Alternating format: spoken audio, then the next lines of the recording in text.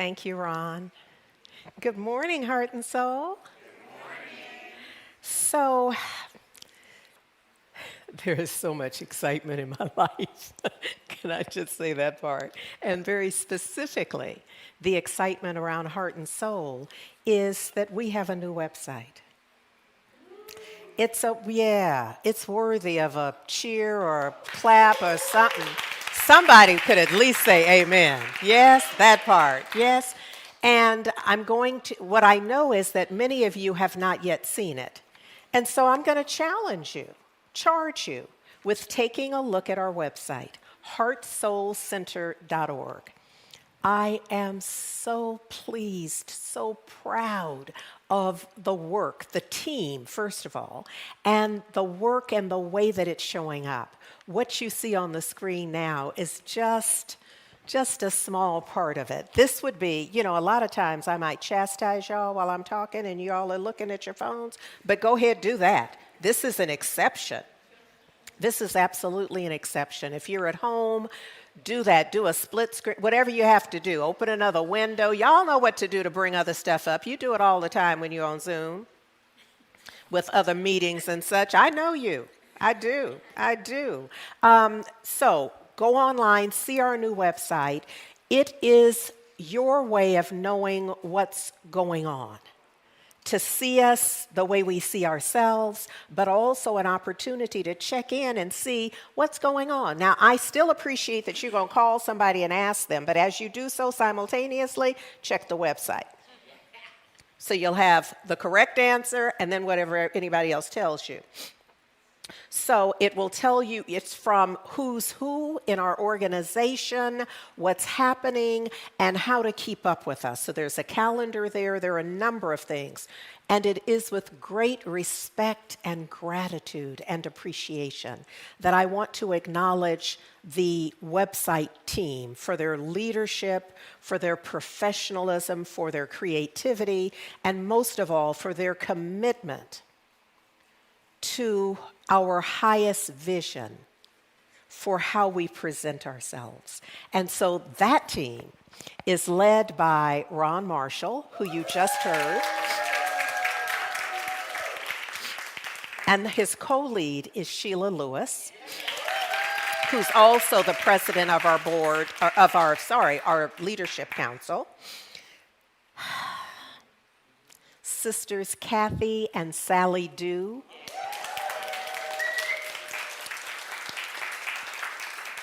who do this professionally as 2 + 2, and it's obvious. You wouldn't know it was 2 + 2, but you would know that somebody's in there doing something that they do all the time and with excellence.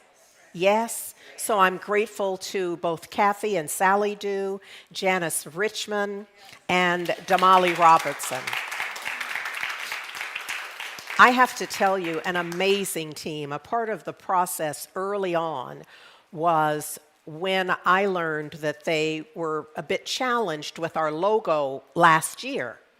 And we ended up working and this I have to say, with an advertising background, that we turned around a new logo, new branding, faster. This is like the history of humankind.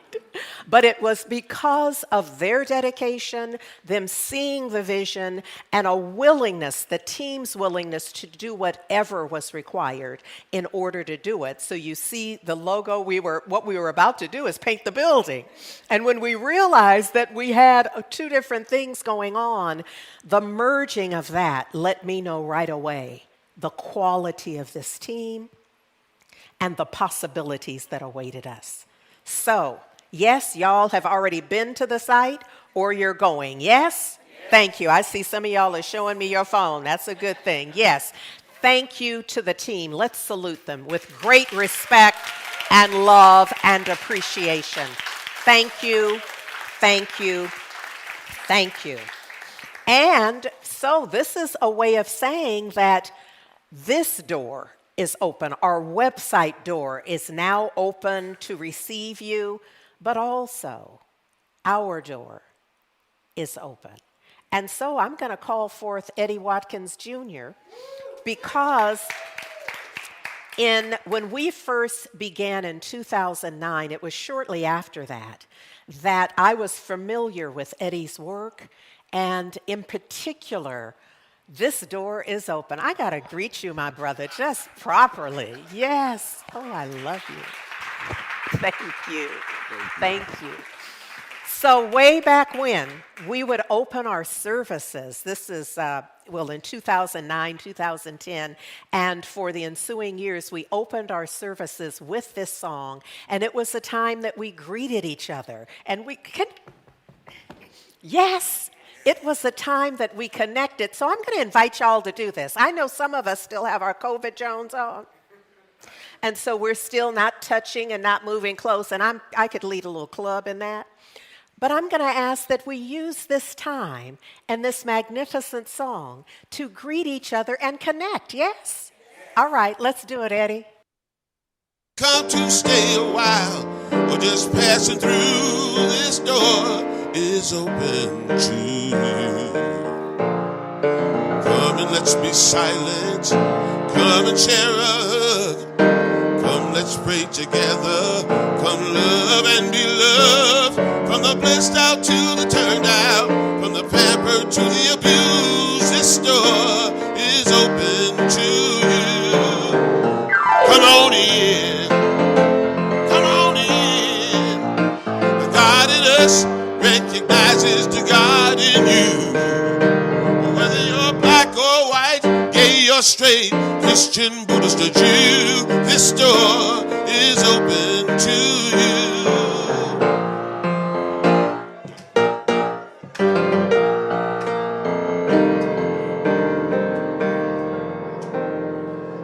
If there's some kind of trouble or pain you're going through, know that you are not alone, and someone cares for you as an individualization of divine point of view. This door, oh, this door right here is open for you.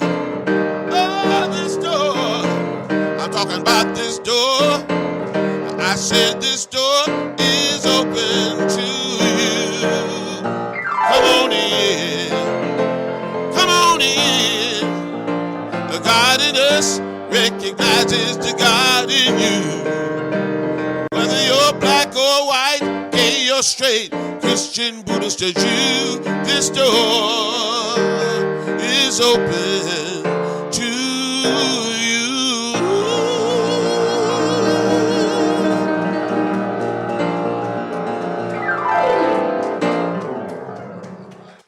Good to go? You got my band ready for me? We cool? All right, let's do it.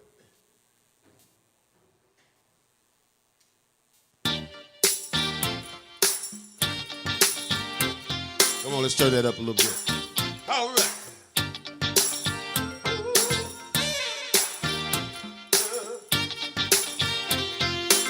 There we go. Everything is an inside job. Change the way you're looking at a thing. The thing you're looking at is going to change. Everything is an inside job. You may have to dig deeper to mind what will release you. This feeling that you had that left you feeling sad. There's nothing you can have outside yourself to fix it. And that's the reason why sometimes we have to cry to let it all go. Be still and know everything is an inside job. Change the way you're looking at a thing. The thing you're looking at is going to change. Everything is an inside job. Well, you may have to dig deeper to find what will release you. This may be hard to take, but some things you tend to hate is not a God mistake. Placed here to be corrected. Every player has a role to make this world a whole, not for us to control.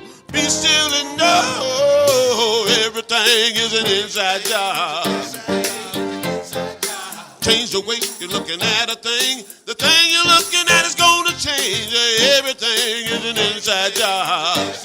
Well, you may have to dig deeper to find what will release you. Everything is an inside job. Change the way you're looking at a thing. The thing you're looking at is going to change. Everything is an inside job. Well, you may have to dig deeper to find what will release you.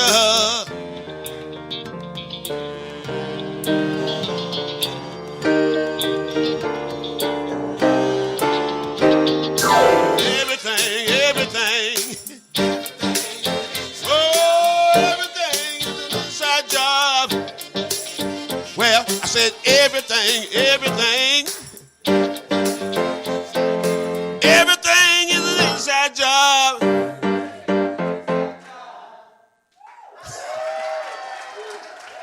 Thank you.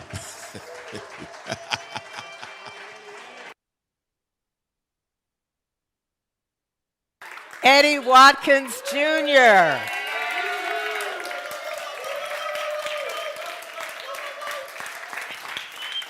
In here turning out heart and soul.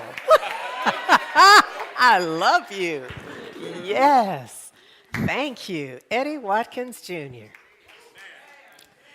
Eddie, you have been a favorite of ours since the beginning.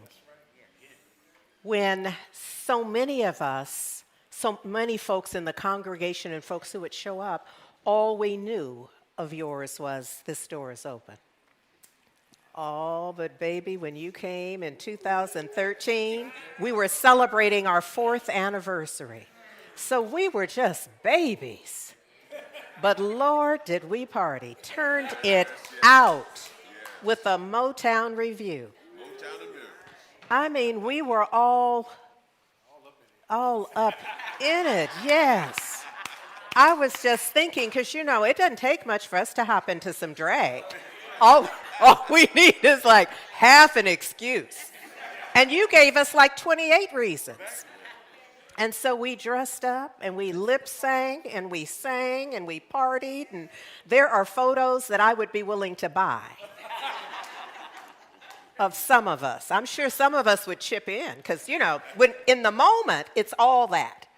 Later, upon review, we're a little more scrutinizing about our behavior and our looks. So now I might have to just put a little fun together for that, but I'm off point. What I want to share with y'all, because now I'm thinking like, oh, Lord, yes, I might have to give that a little attention. But for right now, I'm going to attend to your lyrics.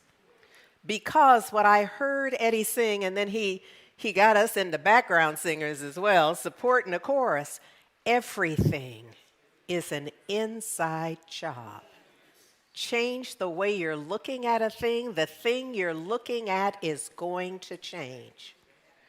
Everything is an inside job. But look at here, this part right here. You may have to dig deeper to find what will release you. What will release you? You may have to. He kind of comes in soft on that, doesn't he? He does. He kind of comes in soft. So you'll listen to the rest of it maybe. But the truth is you're going to have to. He says, what? You may have to dig deeper. I'm going to up-level it, Eddie. You're going to have to dig deeper. You're going to have to. It's the nature of the game. In order to discern what will free you, what will open you so that you can be available to the divine blessing that I hope we know is. We know that we are this year, well, for past few years, acknowledging that this is an adventure in faith. That whatever we are experiencing is an adventure in faith. And that this year we are reminding ourselves and each other that this stuff works. That the stuff that we are studying and endeavoring to practice, it works. But you know what? It only works if you do it. I mean, you can hang out and be around folks who do it, be around folks who are meditating and praying and singing and affirming and doing all the things. And that would be better than not being around them. But I want you to know that's not your ticket to ride. Your ticket to ride is you engaging in the practice at whatever level you can. Now, you know this, this ministry and the way it unfolds in me is just real and sometimes, unfortunately, pretty curbside. Y'all know, just, you know, it's like living on mic. And I don't know how I signed up for this or if I really did. But the reality is that my life unfolds in these teachings. The container for my life is these teachings which began for me, somebody else is going to have to do the arithmetic, about 1982. Dark night of the soul, and knowing there had to be something else. And something else sure enough appeared. And I've been practicing to the best of my ability since then. But this is not a mountaintop ministry. So, you know, there's a part of me that thinks that, no, I don't even think this, I'm faking that. There are some of you who would want to conclude, like since 83. Did somebody do the arithmetic? What is that? Oh, Lord. I was obviously 5 years old. When I hear that number, I know I could only have been 5. But whatever I was, somebody could conclude after 43 years, or 42 or whatever it is, 42 years, surely, I mean, it appears, Reverend Andriette, that your feet are literally touching the ground now, but they couldn't be after 42 years, because clearly you are gliding through life. You better ask somebody, because that's not so. I am forever falling down. And I had a whole period of time where I forgot what the practice was, where I forgot to use the resources that are readily available to me. Even though I would be reading, I was just reading. You know, even though I was affirming, I was solely affirming. I was not, my heart was closed. And my mind must have been too. I mean, you know, 20/20 vision when you look back, year before last and the year before that, and whatever it was. But in the moment, it was dangerous to be in my presence. So I say that to say, this requires practice. And it requires practice all the time. Now, here's what I know by my own life. I can't do it all the time. I have not done it all the time. There were those times when somebody could, I'm just glad I wasn't anywhere where somebody touched me on the shoulder and say, aren't you the Reverend Doctor? Pardon me. You over there with your face twisted up. You over there about to say something to somebody about somebody. You, aren't you the one who?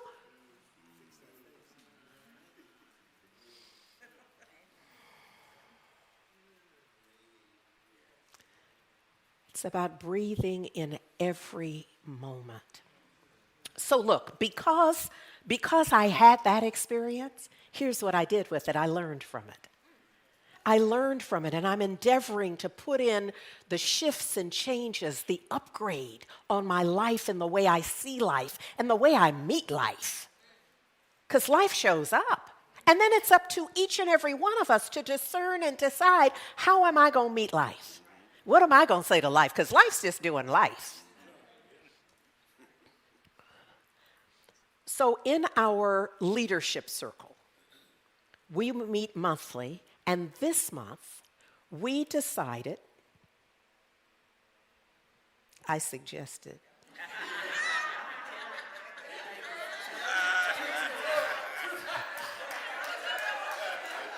all right, I assigned our May 11th reading. So we are reading, our daily read, as you know, is 365 days for richer living. And it's not until recently that I get that it's aptly titled. You know, I just used to say it, but I didn't pay attention to the title. What I know now, in a different level of practice, that it really is 365 days for richer living. So now if you're not interested in living any richer, ignore this part. Just be humming to yourself Eddie's song.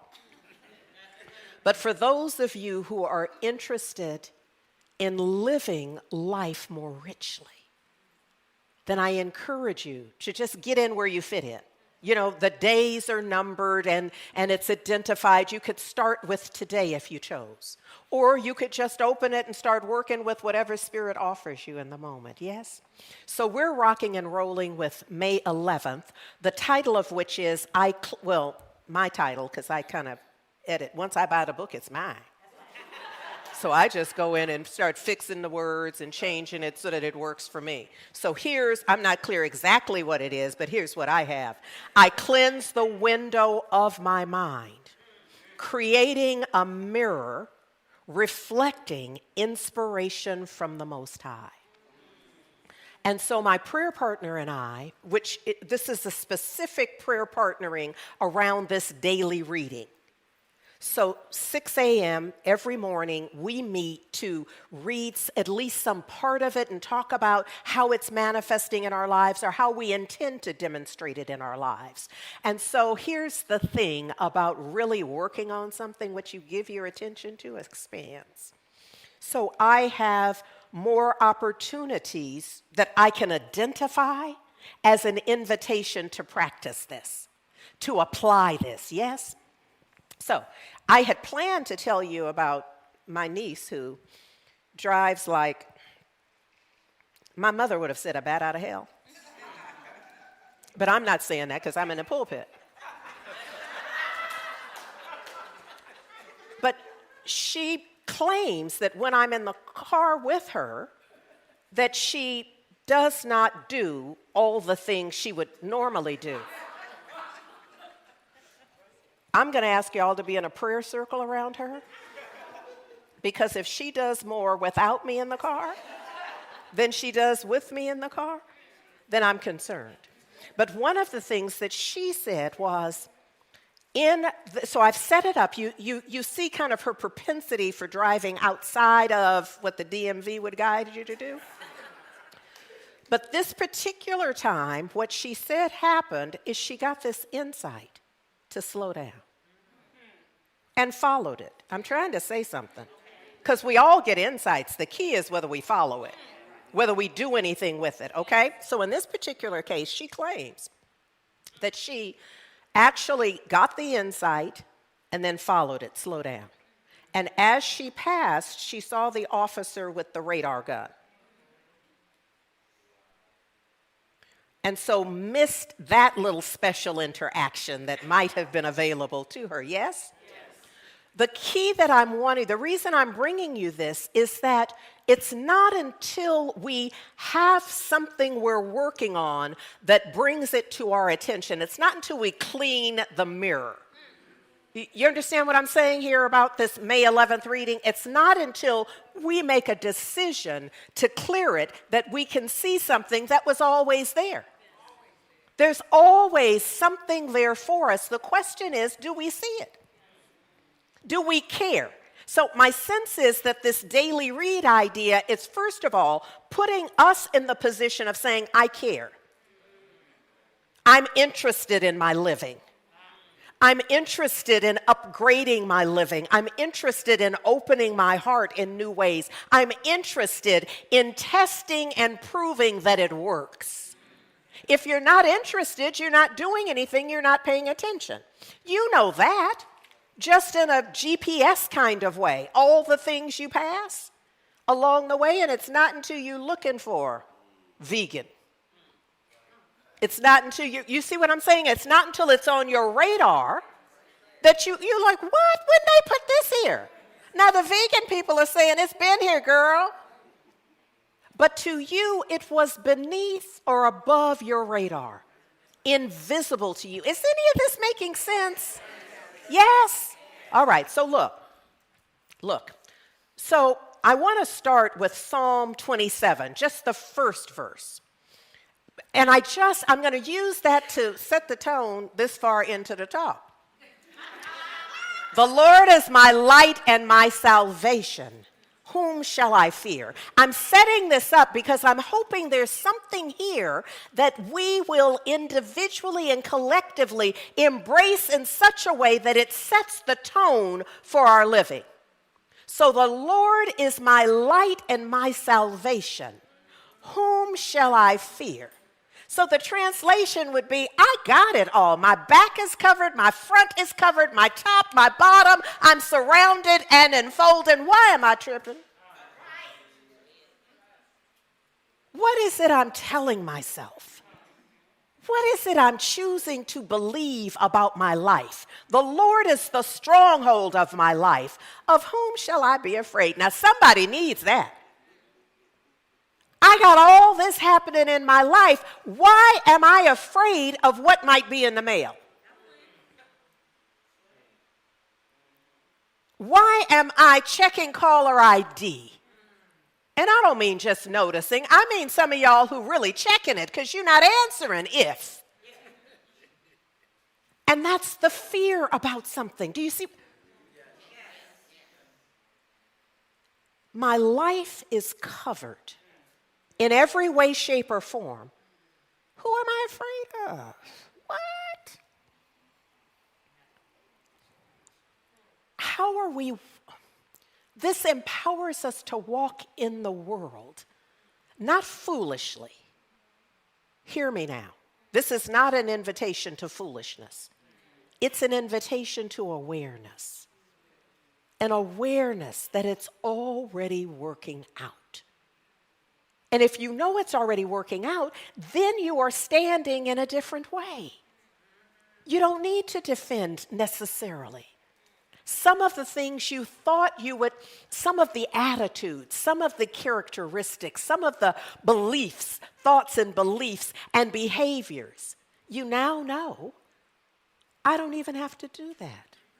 I can let this unfold in a way. Is this making sense, y'all? Okay, so look. The reading from May 23rd, the title is, I Do Everything with Reliance on the Law of Good. It is good and juicy. The 24th is, Today I loose all condemnation, I judge not, and I am judged only by the law of God. Now that, I could really, if I were going to really demonstrate, I would just lay out here. But I might not get up. Because it literally laid me out just with the reminder about letting go of judgment. And me realizing in my taking it on how easily and what a slippery slope judgment has been for me. And how hard it can be once in it to know that you're in it. It was too easy for me to say, I'm just being clear. I'm just saying what it is. In retrospect, judgment, condemnation, and whether it's accurate is not the point. It's what it does to you from the inside out. Is that making sense? Okay, the 25th, every negative thought or condition is erased from my experience, and I walk in the joy of an ever-increasing good. Y'all need to get some of this. Just break off whatever piece you possibly can. And then for today, it is, I lift up my cup of acceptance, knowing that the divine outpouring fills it to the brim. So here's what I'm going to ask of you. I'm going to ask you to simply allow your eyelids to close because I'm going to ask you to imagine. It's an inside job. It's an inside job. I'm going to ask you to imagine your cup. What is this cup that you're willing to have filled to overflowing? My cup runneth over. What's your cup? Your cup is not my cup. My cup is not your cup. His cup is not her cup. Their cup is not their cup. We don't share a cup. So just with your eyelids closed in this moment, imagine your cup. It may have your initial on it. It may have your name on it. It may have an affirmation. What's your cup? I'm less interested in how big it is, but of course, if you're imagining it, it has some shape and form to it. So it's your cup. Envision it now. So you got your cup in mind. Now lift it. Now lift it just as if there's a picture of good that's going around. You know, like in a restaurant or in someone's home when they're bringing around the pitcher of lemonade or sweet tea or whatever it is, and they're offering you some, and you raise your cup to receive it. So now in your mind's eye, you are lifting your cup to receive this good. Now, this good may be a healing in the body temple. It may be a healing on an emotional level. It may be the healing of a relationship. It may be the calling forth of a relationship. It may be. What is it for you? In your mind's eye, you are lifting your cup. A clear indication of your receptivity to good. And now just breathe that in and feel the acceptance, your inner acceptance of the good that is pouring out. And now you have presented your vessel, your willingness, your receptivity.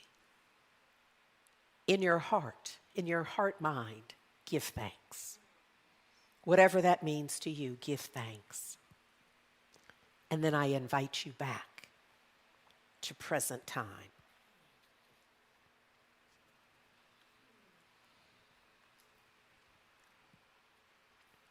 In this place, it might help if you rub your palms of your hands together just to ground you, because some of y'all may have gone way off and deep into it, and this is a good thing. But just back here now, one of my concerns often around this quality of reading and affirmation, this offering by Ernest Holmes and Raymond Charles Barker, 365 Days for Richer Living. Often the question that haunts folks is how? Oh, that's good. Clean the mirror of my mind. Oh, that sounds good. All that you read sound good, Rev. All that. Today I loose condemnation. I judge not. All that sounds good. How am I going to do that? Given my life, part of it is we have to imagine it in a different way. We got to see it. You got to see it. You're not going to be it if you can't see it. You just aren't. I wish they taught us this in kindergarten and then reinforced it. They didn't, so you got to get in when you can. This is the truth teaching, that in order to have the shift, whatever is your heart's desire, you must see yourself in that outcome. You must see yourself as worthy of that. If I had money for, when I was coaching and had a practitioner practice, for all of the times that what it really amounted to was that folks just couldn't see themselves as deserving the life that they were praying for. So if you're not deserving of whatever your heart's desire is, if you don't see yourself as deserving, let me say this first. If you have a heart's desire, and we all do, you're deserving of that. You're not given a heart's desire that you don't deserve. But that doesn't mean you feel deserving. Here's the key. You can't have it until you feel deserving. It will escape your grasp. because your deservability has everything to do with your receptivity. Is this making sense? Yes. Y'all at home, let me pause for just a second. Is there a question about this? For real, for real. Is there a question about anything that I've said, but particularly this notion of deservability and the way that it is linked to receptivity? Suzette. Oh, sis. Thank you, Danielle. I'm going to ask you to hold for just a second because a mic is coming to you. Because the folks at home are already leaning in. I see y'all leaning in like, what'd she say? Who, what? Okay, here we go. Right here. Thank you. To be clear, this was a very emergent question in my mind. Okay. But I guess I'm wondering, I don't know, there's something about imagination to me. Yes. Around what you feel like you deserve versus what you can even imagine, because it's like it feels like you have to prepare yourself in some sort of way. Yeah. But if you don't necessarily have models of all those ways Right. to prepare oneself, like what should you be doing? I'm sorry, the last part of that? Oh, what should you be doing then? Like in terms of like helping you to even imagine how to be able to receive it, or I don't know, maybe imagination isn't the first step, but that's a great question. Here's the thing. I'm using imagination, one, because it works, and two, because we all already know how to do it. We all are masters of imagination. In fact, most of the time when we are most afraid, like when our knees are knocking, the thing is not happening. We are imagining the thing. So we have like advanced doctorates in imagining. So there's like not a lesson required, not a little class or anything. It simply is shifting the priority, shifting the intention from allowing our mind to entertain whatever pops up to I'm going to direct it to have this be my regular view that I'm going to continue to upgrade. So I'll give you an example that's just coming to me, and my sense is that when things come this way, there's somebody for whom this is beneficial. So we're going to talk health and well-being. So often, by the time somebody really is engaged in a challenge, what they consider a challenge with health and well-being, they have now moved to seeing new people. Meaning, I don't mean people like dating. I mean seeing medical professionals that they've never seen before. The progression can often be, so you're seeing a nurse practitioner, you're seeing your GP, yes? And then they refer you. Now, you've never seen this person before. You don't have a relationship. This individual they have a groove. And very specifically now, much more now, that we no longer practice health and practice medicine now, they really have a more narrow groove than ever before. So now here you are talking, they're telling you, they're setting up, they're painting a picture for you. When someone paints a picture for you, your imagination meets it. This is why I'm going to pause here and remind y'all, at that point, you do not go to those doctor appointments alone. You need to go with someone at practitioner level. It doesn't have to be a practitioner, but it needs to be somebody who knows how to pray no matter what they hear. No matter what they hear, no matter what the doctor is telling you. So somebody's taking notes, and you are probably not, you're just not. White coats and stethoscopes for some folks it wipes out their ability to hold to their highest intention. Is this making sense? Okay, so here you are in that situation. Now, you are either going to imagine what they're saying, which often, as a professional, they start with worst case scenario. And then they work themselves. They must teach that.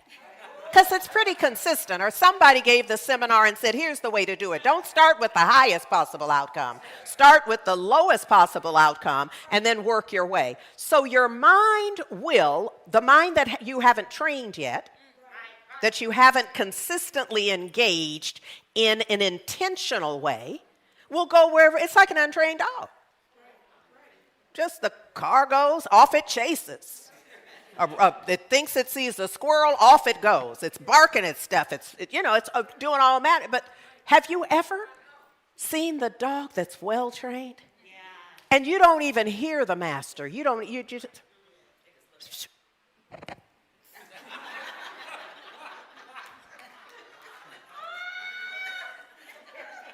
You want your mind responding to you like that. When it runs on over there like, oh, they're not gonna refinance my whatever, and the interest rate this, and the this, that, and the neighborhood this, and my credit that, and all of that. Yeah, just whirling and going. You're like, you better get over here. Get right here. Now, what were we affirming? I bought a house that wasn't for sale. Y'all better help me out with this, with money for a house that couldn't be sold. And what? Everybody was happy. So what's the point in affirming that if you're going to believe what any real estate person or your neighbor or somebody on BART tells you? It's get back over here. You know what we're declaring. I need to hear you say it. You know what I'm saying? You're going to have to take charge. It's a form of taking dominion so that life is not happening to you, but you are ensuring what happens in your life. That's what dominion is. Yeah? Okay. So imagination, don't act like you don't know. Because you already imagined something about me. All it takes, do you see what I'm saying? You know we do this. You've imagined something about it. Everything you've seen, you've imagined something about it.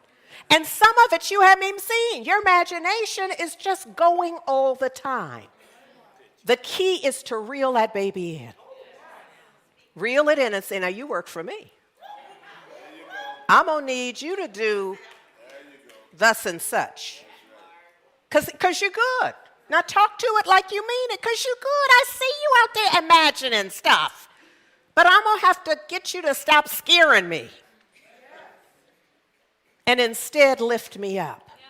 Does it make sense if we just do it that way? All right. So thank you for the question. So look, thank you for the question. A lot of folks were just healed in the question. Yes?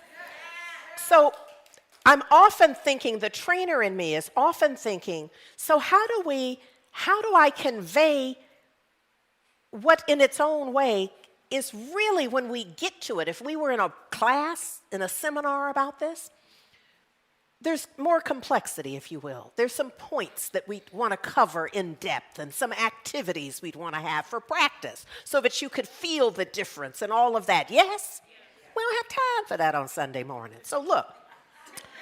Here's what I'm thinking. We don't. I drag it out as it is. I dang near make it a little seminar as it is. So don't encourage me. Please, whatever you do not encourage me to make this into something other than what it ought to be. So look, I'm thinking, so how do I help? What are some of the things that have helped me? Spirit said 23rd Psalm. 23rd Psalm. So y'all know, I mean, you may not know it so that you could recite it all the way the King James Version does, but you got a good sense of what it is, yes? So here's what I want to encourage you to do, is to write your own psalm.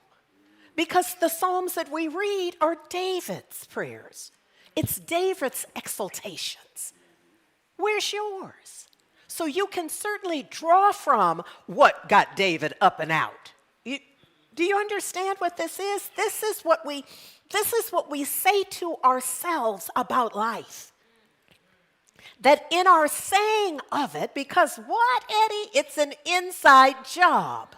So when we are tuned into the inside, what would move me from despair? What would move me from doubt? What would move me from fear? What would change? Because, you could awaken with a concern. What would support me in not diving into the concern so that I make it a fear or a doubt, but instead to see it through new eyes, to have a different sense of who I am, how I am in this situation. This is, get over here, mind, help me out. It's using your thoughts for good, for your highest and best. And you'll continue to upgrade it. What you did yesterday and day before and last week will pale by what you'll be doing this time next month if you take this on. You'll continue to upgrade your commitment, your intentionality, yes, and thus change your outcomes. Yeah? Okay, so I'm going to encourage you, assign, insist, voluntold you, all of that, whatever it takes in order to do it. I'm going to share one of my versions of, it's my, in Scripture it will say 23rd Psalm, a Psalm of David. This is 23rd Psalm, a Psalm of Andrea. So look, watch this. I call this an ARE, my initials translation. The Lord is my shepherd, I shall not trip. All my needs are met. I have all I need. He brings me to green meadows, fertile ground, and has me rest there.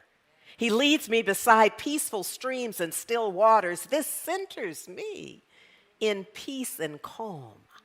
And I can address my world from a different vantage point with a different intention. He renews my strength and restores my resolve. Then he guides me along the paths of truth, demonstrating his name and nature. Then verse 4 in King James and others shifts from he to you. The pronoun changes. You understand what I'm saying? So before, David, in his version, and me and mine, is talking about this power. Now it switches to talking to it. Here we go. Even when I walk through the darkest valley, the valley of death, I am not afraid. See, you're kicking in your imagination when you do this. You're not just reading this. You're kicking in because when I closed my eyes, I saw it. Because who here hadn't been through the valley of death already? You see what I'm saying? So you got a picture in mind of what that is for you. Even when I walk through the darkest valley, even the valley of death, I am not afraid, for you are always close beside me, within, around, and through me. Your power, your rod, your staff offer protection and correction. And this is comforting to me. You prepare a feast for me in the presence of mine enemies. I need to talk about that for just a second. Because what this is saying for me is I don't need to do nothing about them. I don't need to prove nothing to them. I don't need to have nobody tell them nothing. I don't need to show them nothing. What? Because this power that surrounds and enfolds and imbues me is doing the work. It's preparing whatever needs to be prepared for this. For the people who like me, for the people who don't, for the people who don't know me, for the people who... You see what I'm saying? You don't need to do nothing with that. So I feel like that's like the answer to the question, but yeah, what about? It's like I'm going to prepare a table in front of all that. Just what else? Oh, nothing. I'm good then. Thank you. You see this? You honor me by anointing my head with oil. Now, in African spirituality, Yoruba, with the Orishas, the Ori is the head, but what it represents is our intuition and our destiny. So this is what, imagination, this is what comes up for me. When thou anointest my head, it's not just putting oil on my hair and oil in my scalp. It ain't that. It's instead anointing my intuition, It's blessing it. It's unlocking the whole good. Yeah? Okay, all right. My cup, remember our cup? Everybody, lift your cup in your mind. You lift it, you can lift your hand if you want, or just in your mind's eye. Hear this part. My cup overflows with blessings on blessings on blessings. Surely your goodness and unfailing love continues to follow and what? Pursue me. So it's going to follow me, but even if I go off track. See, I needed that part in mind. Y'all probably don't need a pursuit. Because y'all probably just to be followed and have it beside you and know that is enough. I'm a special case. And sometimes I just run off. The good is following me, and I'm like, what you doing? Leave me alone. All that foolishness. So my good in my psalm pursues me. Because sometimes it has to. I'm just saying. I wish y'all didn't know that about me, but now you do. All the days, and it pursues me all the days of my life. Even as I live in the house of the Lord. And Lord, of course, like translates to law. And so it's about living in the consciousness and within, all about the law of love. For how long? Forever and ever and ever. Amen. Eddie Watkins Jr. I am walking with spirit. That's the idea here, isn't it? He says, when I find myself in one of those situations, I'm going to need you to get to the piano or to something. I need you to get ready because I'm going to tell the people just this little bit about it. This notion, what I've been talking about is walking with spirit. Because spirit is in, around, and through each and every one of us. And this is our, see, y'all are just, it's following you. It's leading you. It's pursuing me out of necessity, unfortunately. He writes, when I find myself in one of those situations that's leading to some kind of drama of confrontation, I go within and get checked into my friend before it's too late. And friend in this context is the divine. I put spirit in front of me to make those crooked places straight. Eddie, you better write, baby. That's all I can say. You better write some lyrics. This is Eddie Watkins Jr.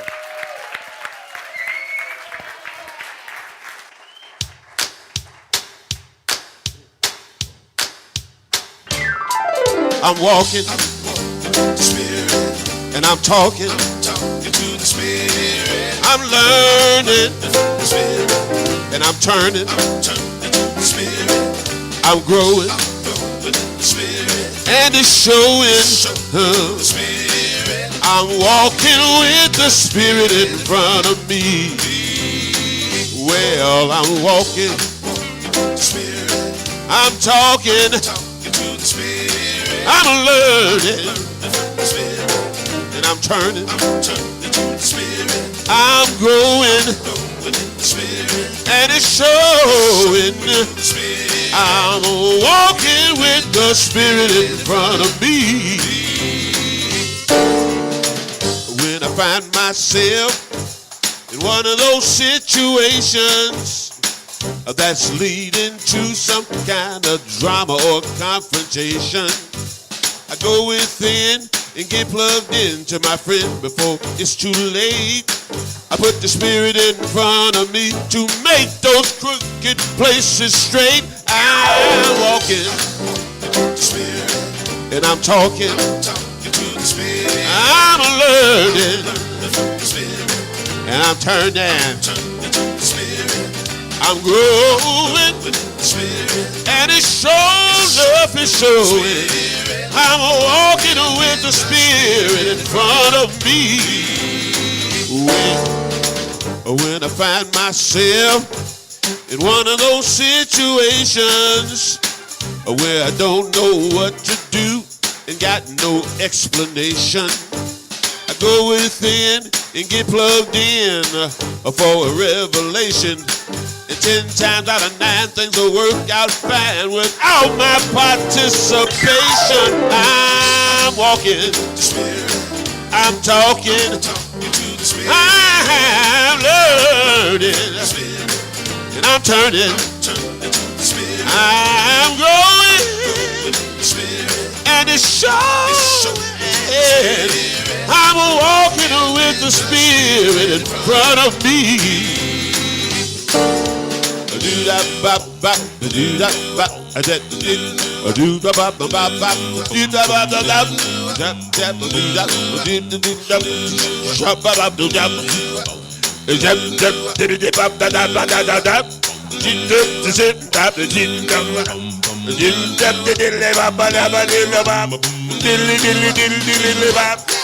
I'm walking,